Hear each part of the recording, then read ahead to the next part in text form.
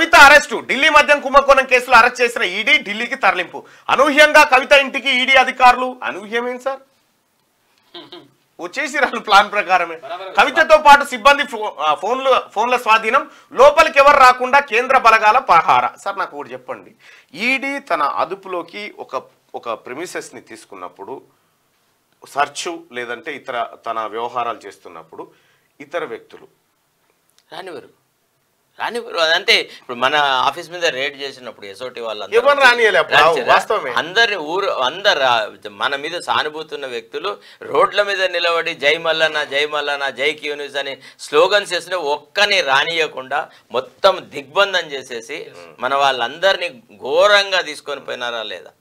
arrest ఎప్పుడు చేసినారు arrest ఎప్పుడు చూపెట్టినారు ఏ మెజిస్ట్రేట్ దగ్గరికి తీసుకెళ్ళినారు ఏ సందర్భంలో రిమాండ్ తీసుకున్నారు నేను ఆ విషయం మీద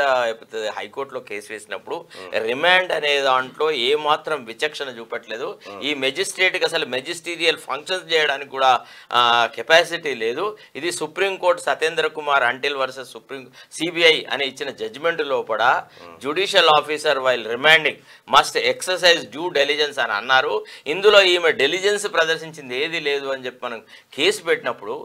కర్మానికి ఏం జరిగిందంటే అందులో ఒక జ్యుడిషియల్ ఆఫీసరు ప్రొబేషన్ మీద ఉన్నారు ప్రొబేషన్ మీద ఉన్న జ్యుడిషియల్ ఆఫీసర్ కనుక క్రిమినల్ కేసు బుక్ అయితే లేదా ఏదైనా డిసిప్లిన్ ప్రొసీడింగ్ అయితే ఒట్టిగా నోటీస్ కూడా ఇవ్వకుండా ఉద్యోగాల నుంచి తొలగించవచ్చు మనము అంత పీడనకు గురైనా కానీ నేను మీ తరఫున మీ ఆదేశం లేకున్నా కానీ నేనే ఏం చెప్పినానంటే సరే సార్ ఓకే ఇట్స్ ఆల్రెడీ ఆమె ఉద్యోగం పోతుంది పొట్ట మీద కొట్టినట్టు అవుతుంది వదిలేటండి సార్ అని చెప్పిన అంటే ఆవేదనకు పీడనకు గురవుతున్న మనలో మానవత్వం ఉండింది కానీ దౌర్జన్యాలు చేసే ఈ కొడుకులలో ఏదీ లేదు